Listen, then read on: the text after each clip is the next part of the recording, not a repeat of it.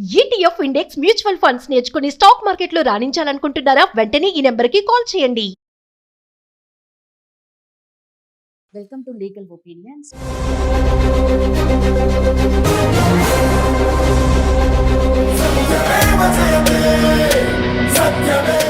ఆజాద్ గారు, ఈ ప్రాబ్లం వచ్చేసి ఒక లేడీ అండి. తను సేమ్ ఎక్కువ మంది సఫర్ అయ్యేది మిడిల్ క్లాస్ వాళ్ళు అటు వెళ్ళలేక ఇటు వెళ్ళలేక నలిగిపోతూ అన్నిటికీ అడ్జస్ట్ అవుతూ బతకాల్సిన ఎవరు అంటే మిడిల్ క్లాస్ వాళ్ళే. ఏం స్టెప్ వెయ్యలేరు దేంట్లో కూడా వీళ్ళు. సో ఇప్పుడు ఈవిడ రాసిన ప్రాబ్లం చూస్తే నిజంగా నాకు బాధ వేస్తుంది, ఎందుకంటే ఒక ఆడదాన్ని కాబట్టి. ఏంటంటే తిను ఒక ఆఫీస్లో వర్క్ చేస్తున్నారు. సో అంతా బాగుంది, ఏ రోజు తనకి ఆఫీస్ నుంచి ఎటువంటి ప్రాబ్లం లేదు. ఇప్పుడు కొత్త మేనేజర్ ఎప్పుడైతే ఆఫీస్లోకి ఎంటర్ అయ్యాడో అప్పటి నుంచి ఈవిడికి ప్రాబ్లమ్స్ అనేది స్టార్ట్ అయిపోయింది. అంటే ఒక రకంగా ఇంకా ఆడవాళ్ళని అంటే మీకు తెలిసిన కమిట్మెంట్స్ ఉంటాయి. సో దానికి ఒప్పుకొని ఆడవాళ్ళని టార్గెట్ చేయడం కామన్. సో ఇక్కడ కూడా ఈవిడ ఒప్పుకోలేదు కాబట్టి ఈమెను టార్గెట్ చేయడం స్టార్ట్ చేస్తున్నారు. అయితే ఇక్కడ వచ్చిన ప్రాబ్లం ఏంటి అంటే, ఎవరికన్నా చెప్పినా నమ్మే అంత ఇదిగా ఎవరు లేరు. ఎందుకంటే ఈయన అందరి ముందర చాలా రెస్పెక్ట్ ఇస్తున్నారట ఈ మేనేజర్. మేడం, అందరి ముందర నాకు చాలా రెస్పెక్ట్ ఇస్తారు, బట్ నేను ఒక్కదాన్ని ఉంటే మాత్రం నన్ను చాలా ఇబ్బంది పెడుతున్నారు.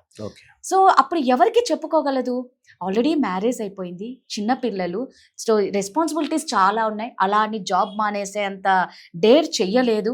అలా అని మేనేజర్ గురించి ఎవరికి చెప్పాలా? అందరి ముందర ఇంత రెస్పెక్ట్ ఇస్తే ఎవరు నమ్ముతారు? సో ఇది నా పరిస్థితి. దీని నుంచి నేను ఎలా బయటపడాలి? నేను ఎలా చేసి ఆయనను ఇలా నన్ను ప్రాబ్లం చేస్తున్నారు, నాకు ఇలా ఇంత ఇబ్బంది పెడుతున్నారని నేను ఎలా ప్రూవ్ చేసుకోవాలి? దీని నుంచి ఎలా బయటపడాలి? చాలా మంచి ప్రశ్న. అంత ముందు కూడా మనం చేశాము. తర్వాత ఆ వీడియో చూసి రెస్పాండ్ అయ్యారు. వేరే బాధితురాలు అయి ఉండొచ్చు. ఇప్పుడు పని చేసే చోట్ల మీకు లైంగికంగా వేధించడం అనేది దట్ ఈజ్ ఆల్సో క్రైమ్. ఎప్పుడైనా సరే జనరల్గా ఏమవుతుందంటే అండి, ఇప్పుడు ఇలాంటి కార్పొరేట్ సంస్థల్లో కమిట్మెంట్స్ అంటే పేర్లు అయ్యో, మనకు రకరకాల పేర్లు ఉంటాయి. అది సినిమాలో క్యాస్టింగ్ కౌచ్ను, లేకపోతే ఇక్కడ వస్తే కమిట్మెంట్లను, ఏదో సరే వాటి పేర్లు ఏదన్నా కానీ.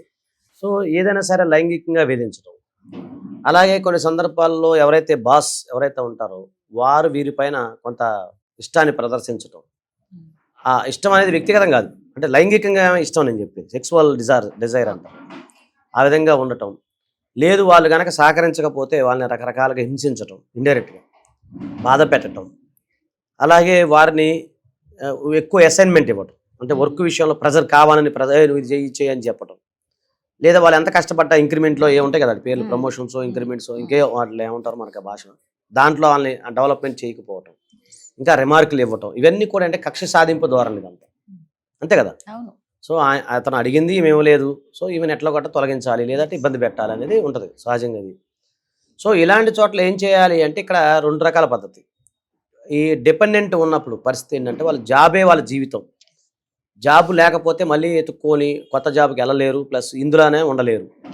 ఇలాంటి వారికి ఏంటంటే, ఇక్కడ జనరల్గా ఇండస్ట్రీస్ ఏదైతే ఫ్యాక్టరీలో అయితే ఏంటంటే, దీనికి సంబంధించి మహిళా లైంగికంగా వేధించే సందర్భంలో ఒక ఫ్యాక్టరీ వర్కర్స్ కానీ, నేను ఇండస్ట్రీ చెప్తాను, మళ్ళీ మీకు ఐటీకి వస్తాను, ఇండస్ట్రీ చెప్తాను. ఇండస్ట్రీలో అలాంటి చోట్ల ఏంటంటే మహిళలకు సంబంధించి వాళ్ళు ఒక కమిటీ వేస్తారు. ఈ లైంగిక వేధింపులకు సంబంధించిన కమిటీ అనేది ఉంటుంది జనరల్.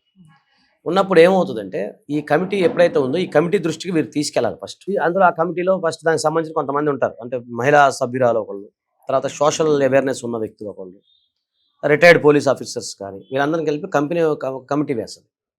సో ఈ కంపెనీ ఏదైతే లైంగికంగా సంబంధించిన సెక్సువల్ అజాలకు సంబంధించిన కమిటీ ఏదైతే ఉందో, ఈమె కనుక కంప్లైంట్ ఇస్తే దానికి సంబంధించి ముందు వాళ్ళు ఎంక్వైరీ చేస్తారు. ఎందుకంటే ఇక్కడ రెండు రకాల పద్ధతి, మనం పాజిటివ్ నెగిటివ్ ఆలోచించవచ్చు. కొంతమంది ఇంటెన్షనల్గా కూడా ఇవ్వచ్చు.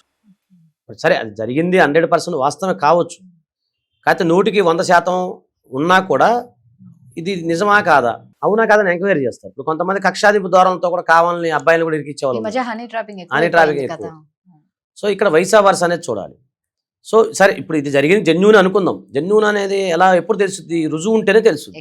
రుజువు లేకుండా ఎలిగేషన్స్, లేదంటే ఆయన నన్ను ఇట్లా అన్నాడు, లేకపోతే నన్ను ఇంకే మాట అన్నాడు, లేకపోతే నన్ను ఇట్లా పడుకోబోయాడు అని మీరు అనుకుంటే దానికి ఎవిడెన్స్ కావాలి, కంపల్సరీ ఎవిడెన్స్ కావాలి.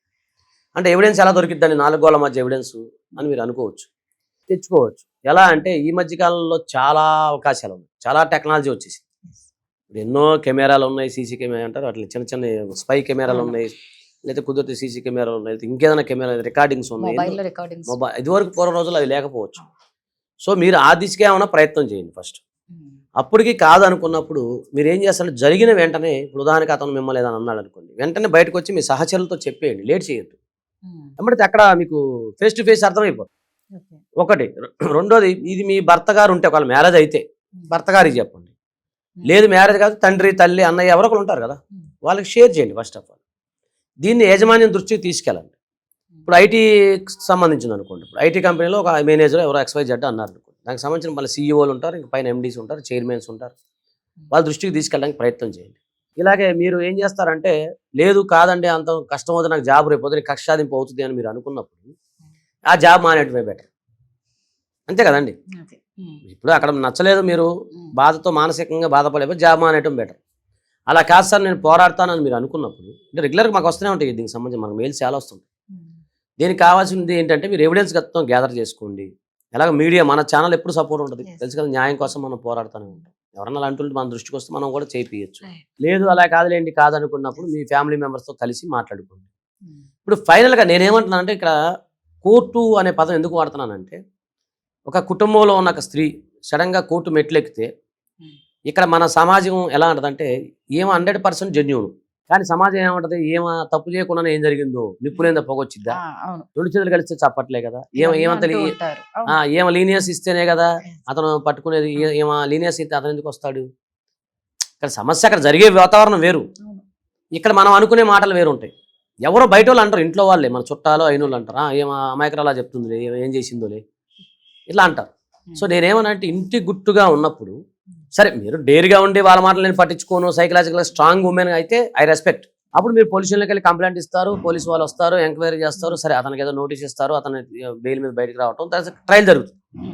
సో ఇది జరిగేసరికి 1 year 2 years అంటే మీరు అనగానే ట్రయల్ జరగదు కదా, అతనికి నోటీస్ ఇస్తారు, అతను వస్తాడు, అతను ఏదైతే ఉందో పోలీస్ స్టేషన్కి వెళ్తాడు, బెయిల్ తెచ్చుకుంటాడు, బయట తిరుగుతాడు. సో నెక్స్ట్ వాయిదాలు పడితే 1 year పడచ్చు, 2 years పడచ్చు.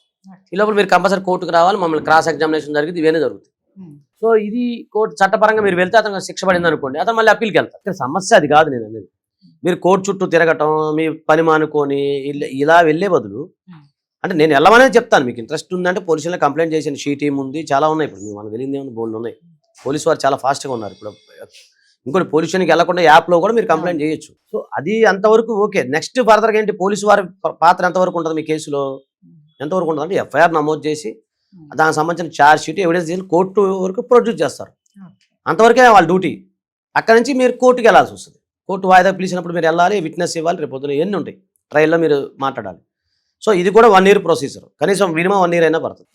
సో ఇంత దానికంటే బదులు నేనేమంటానంటే, కీరించి మేలంచండి. ఇప్పుడు ముందు చూపుతోనే మీరు జాగ్రత్త ప్లాన్ చేసుకోండి, ఈ విషయాన్ని అక్కడే సమస్య పోయే విధంగా ప్లాన్ చేసుకోండి, లేకపోతే దుష్టుడికి దూరంగా ఉండండి. అదే సెక్షన్స్ చాలా ఉన్నాయి, 7 years వరకు జైలు శిక్ష పడే ఉన్నాయి. అది ఎంతవరకు పడతాయి అనేది నేను చెప్పలేను కదా, టైం కూడా 1 year పట్టొచ్చు అని అంటున్నారు. సో ఇదండి, మీకు ఇంకా దీని గురించి ఏదన్నా ఇంకా మాకు ఒక డౌట్స్ ఉన్నాయి, ఇంకా మేము క్లారిఫై తీసుకోవాలి అంటే ఖచ్చితంగా ఆజాద్ గారిని కాంటాక్ట్ అవ్వండి. ఒకటి ప్రూఫ్లన్నా మీ దగ్గర ఉండాలి, లేదు మేము అది కూడా చేసుకోలేము అంటే బెటర్ ఆ జాబ్ నుంచి మానేసి వేరే ఆఫీస్కి వెళ్ళండి, జాయిన్ అవ్వండి అంటున్నారు. థ్యాంక్ యూ అండి.